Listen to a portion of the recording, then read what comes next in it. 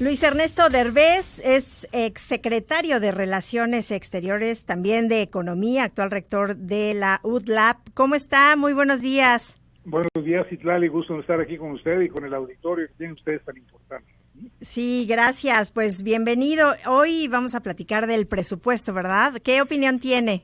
Pues mire, Citlali, una cosa que me parece a mí muy preocupante es qué tipo de presupuesto estamos presentando. Y lo voy a decir en referencia a dos aspectos que son fundamentales para el crecimiento de México.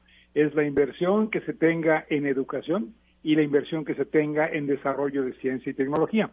Hace un momento estaba yo escuchando al subsecretario López-Gatell hablando de que el gobierno ruso estaba buscando una compañía farmacéutica mexicana para poder hacer aquí las pruebas y seguramente el envasado y demás de lo que sería la vacuna que ellos están desarrollando contra el COVID-19.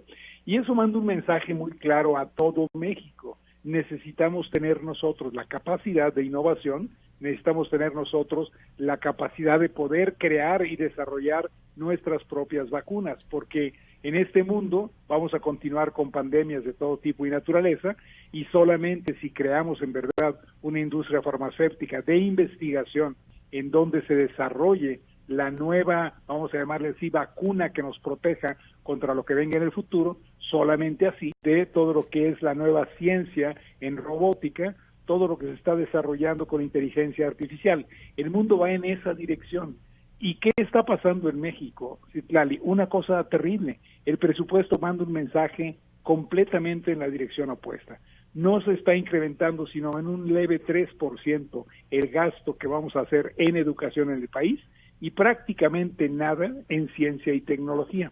El resultado de un presupuesto de esta naturaleza es que México va a continuar con un sistema educativo que no responde a las necesidades del siglo XXI, que no está educando a los niños. Olvídese, Citlali, del problema que traemos ahorita, porque no podemos dar las clases, claro, porque no tienen televisión los niños, porque no existen suficientes computadoras ni acceso a Internet en escuelas y en el país. Olvídese de esa parte, que ya en sí es terrible, pero imagínese la situación de que no estamos invirtiendo en el futuro en crear condiciones para que esos niños, una vez que regresen a la escuela, tengan la capacidad de aprender todo lo que están aprendiendo niños en el resto del mundo e incluso en escuelas de otra naturaleza del sector privado en nuestro país. Y estamos hablando de 2/3 partes de la niñez y juventud mexicana que no van a tener acceso a ese tipo de educación.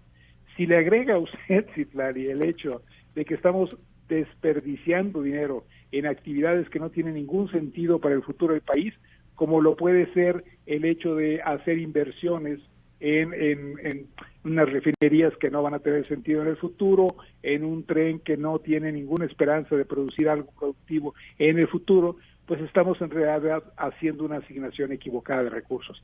¿Qué pasa en el resto del mundo? Bueno, veamos un país como Japón.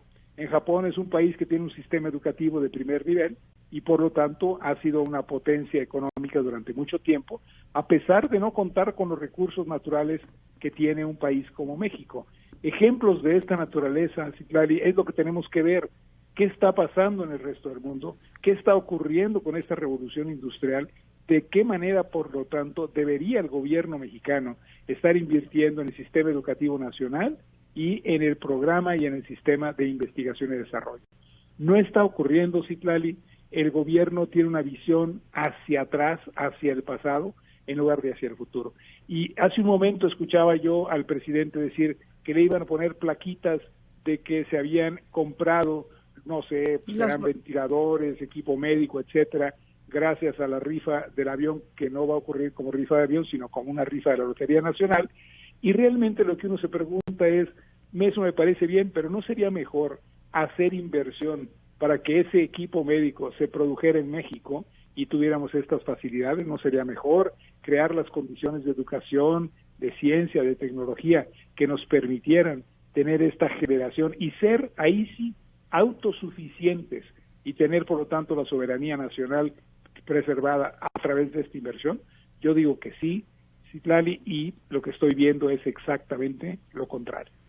Doctor, sobre todo porque hay talento en México, hay mucho talento. Muchísimo, Citlali, lo estamos desperdiciando una frase que me parece maravillosa, que escuché en una ocasión en Estados Unidos, que decía: si tú crees que el costo de la educación es mucho, el costo de la ignorancia es más. Y creo que esa frase manda un mensaje importante para el país. Tenemos que rearreglar prioridades en esta nación nuestra, tenemos que invertir en educación, en salud, en ciencia y tecnología, para que México pueda ser ese país del siglo XXI, ese país con jóvenes, con niños que tengan esperanza de buenos empleos en el futuro y no de empleos que pagan una bicoca, Citlali, una cantidad pequeña. Hace un momento que escuchaba lo que estaba usted platicando con Pedro, decía yo, pues ahí está, ese es el problema. Vamos a generar empleos muy lentos en el sector formal, se van a generar muchos en el sector informal, pero el problema es que estos no tienen seguro social, no tienen suficientes ingresos, no están sujetos a salarios mínimos y por lo tanto son empleos de muy baja calidad, que les van a dar condiciones de vida de muy baja calidad a la población que esté obteniendo esos empleos. Hay que generar empleos formales y no hay que perder, como dijo Pedro, 19 meses en ellos. Para eso tenemos que invertir más en ciencia, en tecnología y en educación. Sobre todo hacer un proyecto, porque la educación, la inversión en educación no se ve inmediatamente, se ve a largo plazo. Así es, y este es un proyecto, usted lo acaba de decir, con toda verdad y claridad.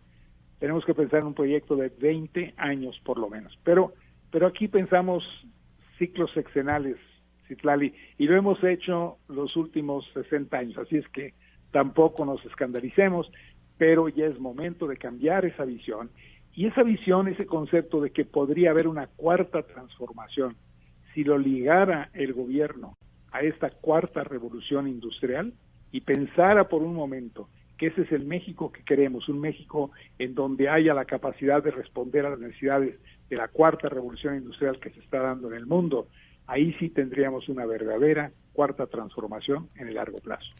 Pues sí, ojalá que lo escuchen, doctor.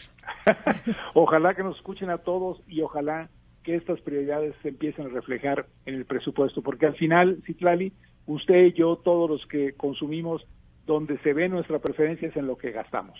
Y lo que estamos viendo hoy en el gasto del sector público es que no tiene esa visión de cuarta revolución industrial, de futuro hacia lo que va a ser inteligencia artificial, ciencia, tecnología, y que nuestros niños y nuestros jóvenes no van a estar preparados para responder a eso. Pues sí, bueno, vamos a estar siguiendo este tema. Por lo pronto le aprecio muchísimo que nos diera sus opiniones, doctor. Un abrazo, Australia, a través suyo a todo su auditorio. Muchas gracias. Es Luis Ernesto Derbez,